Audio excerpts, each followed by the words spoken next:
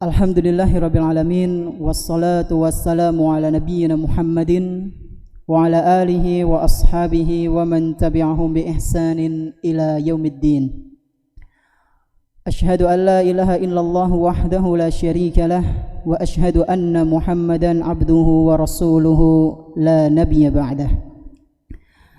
Jamaah Masjid Manarul Ilmi yang semoga senantiasa dimuliakan oleh Allah Subhanahu wa ta'ala.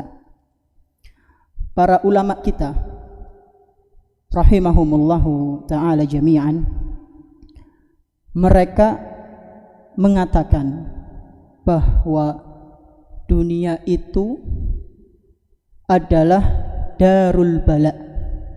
Napa? Darul bala. Artinya napa? Darul bala artinya apa? Peserta iktikaf Jawa semua kan? Atau ada yang luar Jawa? Paham berarti nggih? Kalau sedikit-sedikit saya pakai bahasa Jawa. Darul bala artinya apa?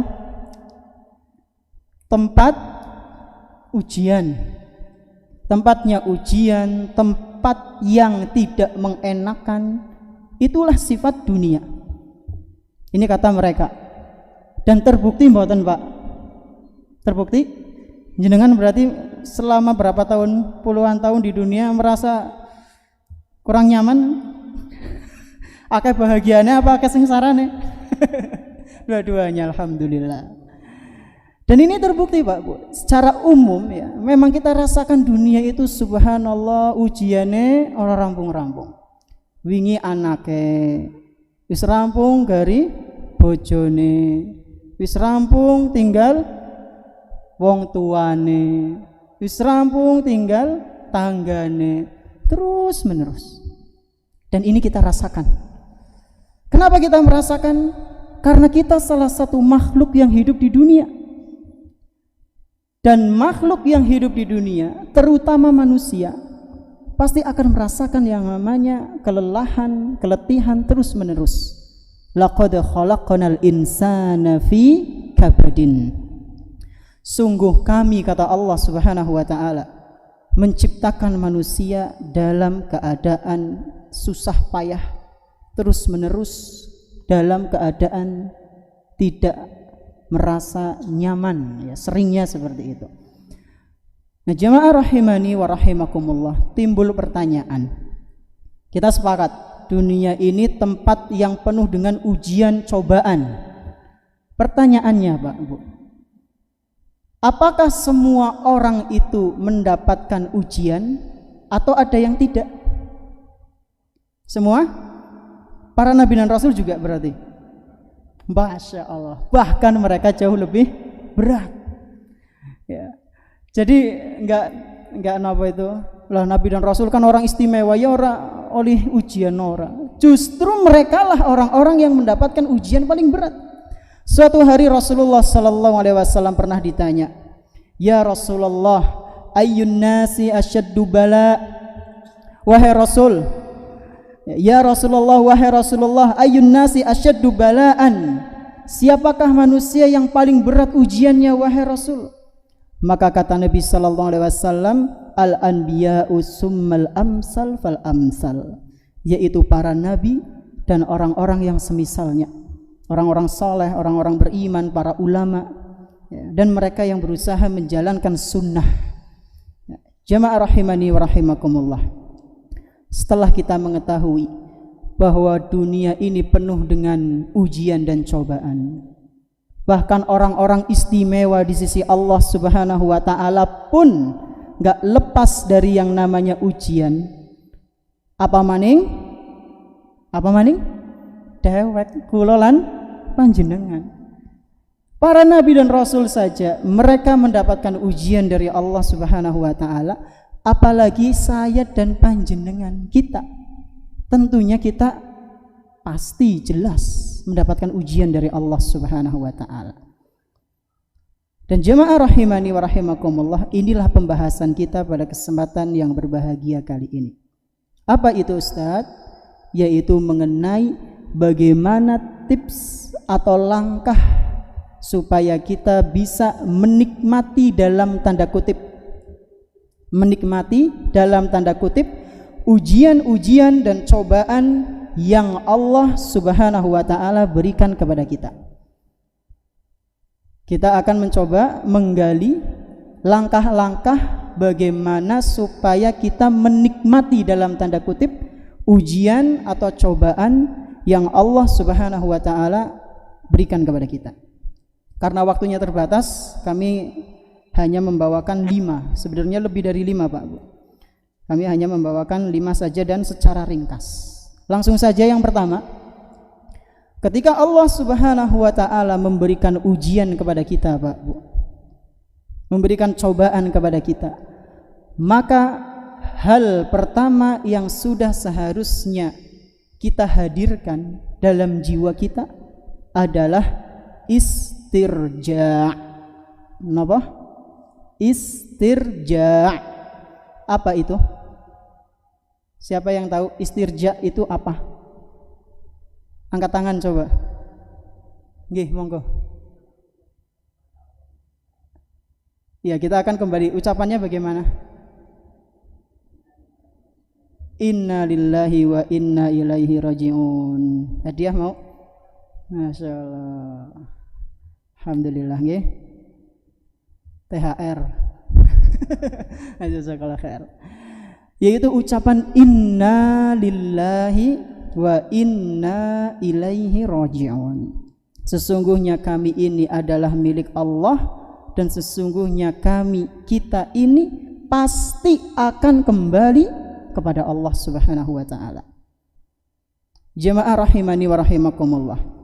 Kalau misalnya ada orang titip sesuatu ke panjenengan, kayaknya titip ya motor nang omah. Oh iya Bapak, panjenengan nerima. Ternyata dengan berjalannya waktu motor itu di rumah panjenengan sampai puluhan tahun, dan mungkin panjenengan kelalen, kejebule motor titipan. Tiba-tiba yang punya datang mau ngambil motor yang ada di panjenengan yang dulu akad pertamanya adalah cuma nitip. Apakah boleh panjenengan, apakah boleh kita sebagai orang yang dititipi itu menahan barang milik orang lain? Boleh mboten? Enggak boleh. Kenapa enggak boleh?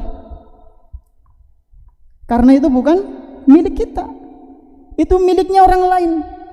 Dan kita bahkan bisa terkena dosa kalau misalnya maksa untuk menahan barang tersebut.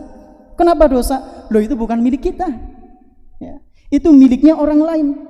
Maka berhak bagi orang lain yang dulu pernah nitipin ke kita untuk mengambil barangnya. Kalau orang lain saja, jamaah rahimani wa rahimakumullah, kita enggak boleh memaksa kemudian memberontak atas barang yang dia titipkan ke kita. Maka ketika Allah Subhanahu wa taala menitipkan sesuatu ke kita dan Allah mengambil, kita juga enggak boleh memberontak, enggak boleh merasa enggak terima ya. Loh, kenapa sih Ustaz? Karena semua yang ada di alam semesta ini adalah milik Allah Subhanahu wa taala. Kata Allah Subhanahu wa taala menjelaskan bahwasanya apa saja yang ada di alam semesta ini, Pak Bu, adalah milik Allah Azza wa Jalla. Dalam Al-Qur'an surat An-Nur ayat 42, Allah Subhanahu wa taala mengabarkan, walillahi mulkus samawati wal ard wa ilallahil masir. Milik Allah lah seluruh kerajaan langit dan bumi. Alam semesta ini adalah milik Allah Subhanahu wa taala, dan semua makhluk hanya akan kembali kepada Allah Subhanahu wa taala. Ini yang pertama, yaitu istirja. Mengenai istirja ini, jamaah rahimani wa rahimakumullah, ada kisah nyata yang Masya Allah kita bisa mengambil pelajarannya berkenaan dengan istirja ini. Jadi dulu di zamannya Nabi SAW ada salah seorang sahabatnya Nabi dari kalangan perempuan ya, yang bernama Ummu Salamah ya, bukan namanya, ini kunyahnya ya. Namanya adalah Hindun binti Abi Umayyah radhiyallahu anha. Ummu Salamah ini radhiyallahu anha pernah mendengar Rasulullah sallallahu alaihi wasallam bersabda, "Ma min 'abdin tusibuhu musibatun fayaqulu inna lillahi wa inna ilaihi raji'un."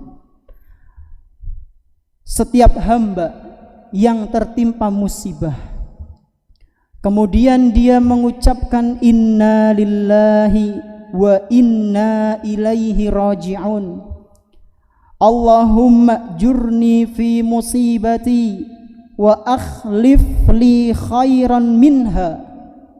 Setelah itu dia berdoa kepada Allah, ya Allah, berilah pahala atas musibah yang menimpaku ya Allah. Dan aku mohon ya Allah kepada Engkau, semoga Engkau menggantinya dengan sesuatu yang jauh lebih baik. Kata Nabi, barang siapa yang tertimpa musibah lalu dia mengucapkan inna lillahi wa inna ilaihi raji'un, lalu berdoa Allahumma jurni fi musibati wa akhlif li khairan minha. Istirja, minta pahala dan minta ganti yang lebih baik dari apa yang telah diambil oleh Allah. Maka kata Nabi sallallahu alaihi wasallam, illa ajarahu Allahu fi musibatihi wa akhlafa lahu khairan minha. Pasti Allah akan berikan pahala kepada dia dan Allah akan gantikan kepadanya sesuatu yang jauh lebih baik dari sebelumnya.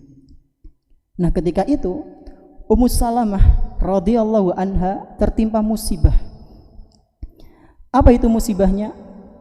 Yaitu suaminya meninggal, Abu Salamah. Musibah mboten niki? Musibah. Panjenengan kalau istrinya meninggal bahagia apa sedih? Sedih lah, bahagia ta kepriwe iki? Perlu dipertanyakan. Nah, Ummu Salamah ditinggal sama suaminya yang tercinta. Ketika ditinggal, Pak Bu, Ummu Salamah kan tertimpa musibah, berarti yang namanya perempuan ya kadang nggak bisa ngontrol emosinya. Sampai pada akhirnya Ummu Salamah mengatakan ucapan seperti ini, siapa lagi di antara lelaki yang ada di kota ini yang jauh lebih baik daripada Abu Salamah. Abu Salamah itu nggak ada tandingannya. Dia begitu sangat sayang, begitu sangat mengayomi keluarganya. Sungguh tidak ada lelaki satupun yang sama seperti Abu Salamah. Kemudian kata Ummu Salamah, setelah itu Allah memberikan taufik kepadaku. Aku diingatkan oleh Allah Subhanahu wa taala mengenai taklim, ajaran dari Nabi sallallahu alaihi wasallam yang pernah aku dengar. Apa itu tadi? Inna lillahi wa inna ilaihi raji'un, dan berdoa minta ganti yang lebih baik. Maka dipraktekkan sama Ummu Salamah, dan setelah itu hadirlah sosok yang jauh lebih baik daripada Abu Salamah. Sinten? Rasulullah sallallahu alaihi wasallam. Jadi doa ini benar-benar fix. Kalau kita praktekkan, Allah akan datangkan sesuatu yang lebih baik daripada apa yang pernah kita miliki dan diambil oleh Allah. Ini yang pertama, istirja. Dan kisah tadi ada di dalam riwayat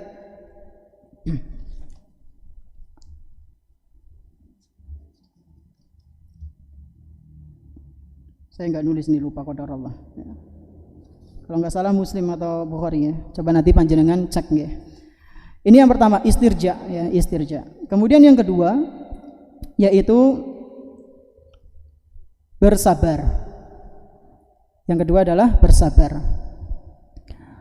Ketika seorang hamba tertimpa musibah, yang pertama yang harus dia lakukan adalah istirja kepada Allah Subhanahu wa taala.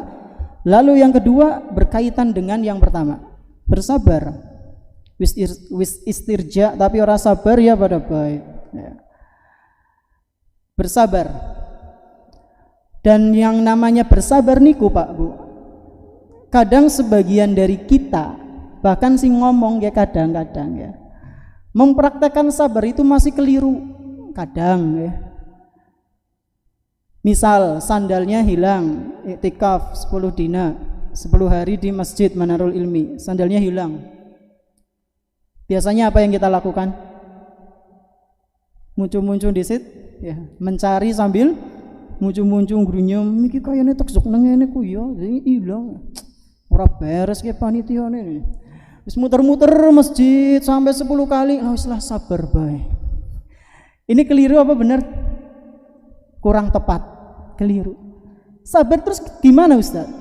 Kata Nabi SAW, innamas sabru 'inda sadmatil ula. Yang namanya sabar itu adalah ketika seseorang tertimpa musibah di awal pertama kali dia kena musibah. Contohnya gimana? Contohnya misal kayak tadi, panjenengan sandalnya hilang, langsung panjenengan tahan diri panjenengan dari umpatan, celaan, ya, gerutu dan yang semisalnya hal-hal yang tercela. Panjenengan tahan di awal kali pertama panjenengan tertimpa musibah sandalnya hilang. Angel apa mandan angel? Angel, ya. Kadang kita sudah refleks karena biasa kayak gitu, ya. Nasallallahu as-salama wal afiyah. Ini yang kedua, bersabar. Ketika Allah Subhanahu wa taala menimpakan musibah, memberikan musibah ujian kepada kita, maka sudah seharusnya kita bersabar.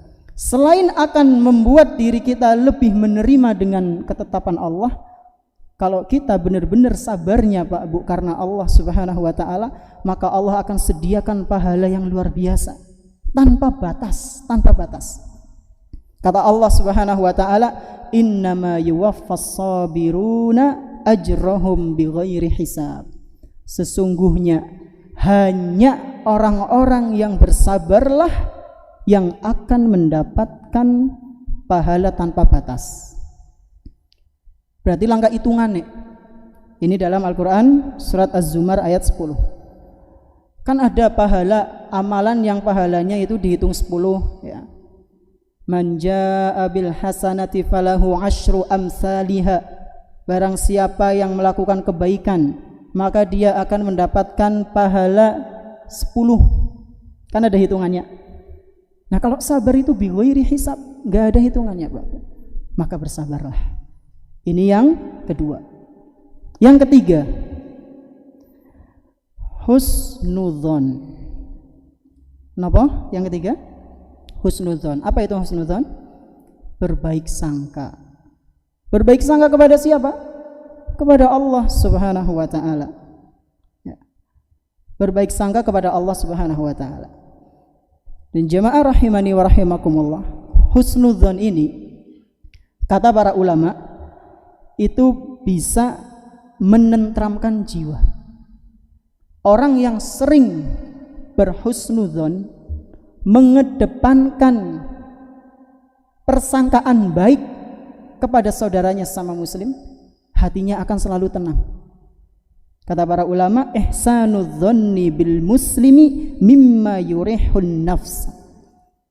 Sesungguhnya hal yang bisa menenangkan jiwa adalah berprasangka baik terhadap saudaranya sesama muslim.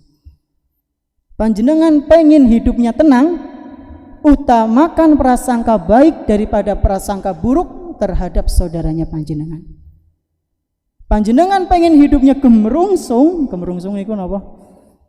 Ya ora tenang, ya, gemerungsung. Maka panjenengan utamakan prasangka buruk. Ya, temenan Pak. Orang yang sukanya suudzon itu uripe subhanallah, ora pernah tenang. Kayak motor anyar maning lah paling korupsi. Ya. Ngonyotek tuku sing luwih apik ya. Ada hasad akhirnya. Subhanallah. Ini yang keberapa? Ketiga. Kemudian yang keempat, di antara langkah yang berikutnya untuk menikmati musibah, ujian, cobaan yang Allah Subhanahu wa taala berikan kepada kita adalah merahasiakan ujian, cobaan yang Allah berikan kepada kita dan tidak sembarangan untuk menceritakannya kepada orang lain. Saya ulang, yang keempat adalah merahasiakan ujian atau cobaan yang Allah Subhanahu wa taala berikan kepada kita dan tidak tidak sembarangan ketika ingin curhat ke orang lain.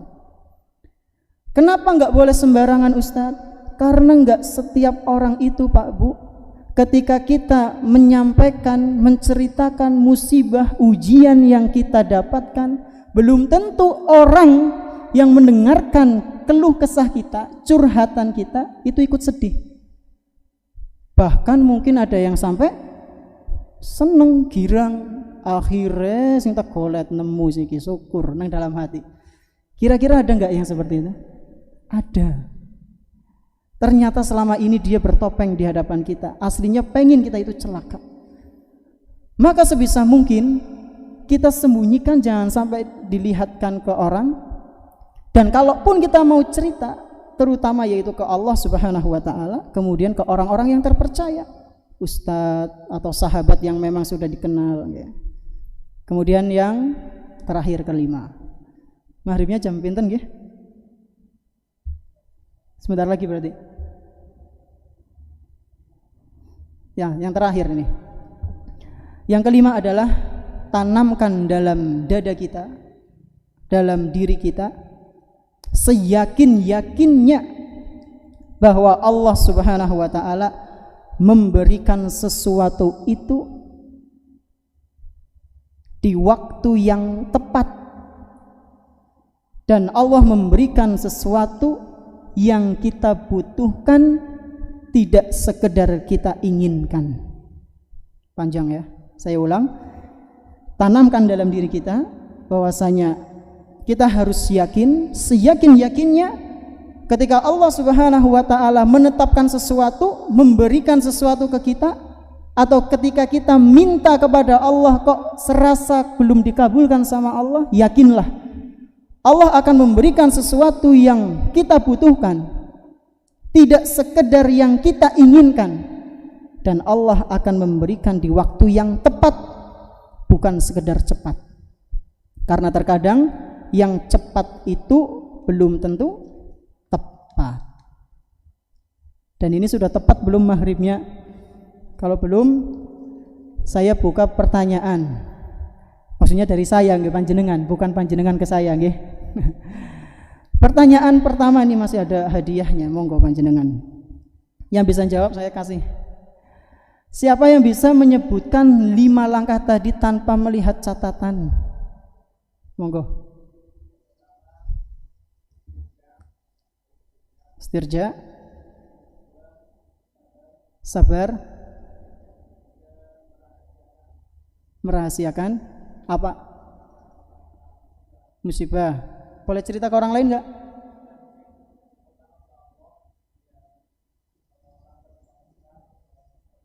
Terus?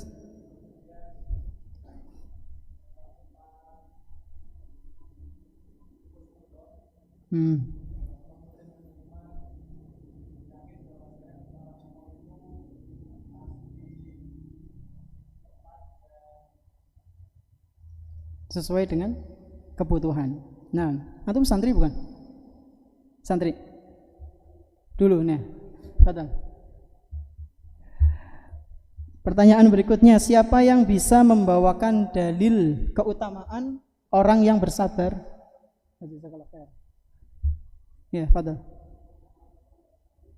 Sobiruna. Nah, fadhal. Terakhir, siapa nama asli Ummu Salamah? Tuh, Ustaz. Saya nggak tahu kalau ada beliau. Fadal Ustaz, sinten Ustaz? Masya Allah, fadal Ustaz. Masya Allah, ada Ustaz di sini. Mungkin ini yang bisa kami sampaikan, jemaah sekalian. Mohon maaf atas segala kekurangannya. Terima kasih atas perhatiannya. Kita tutup dengan doa kafaratul majelis. Subhanakallahumma bihamdik, asyhadu an la ilaha illa anta, astaghfiruka wa atubu ilaik. Wassallallahu ala nabiyyina Muhammadin wa ala alihi wa ashabihi ajma'in. Wassalamualaikum warahmatullahi wabarakatuh.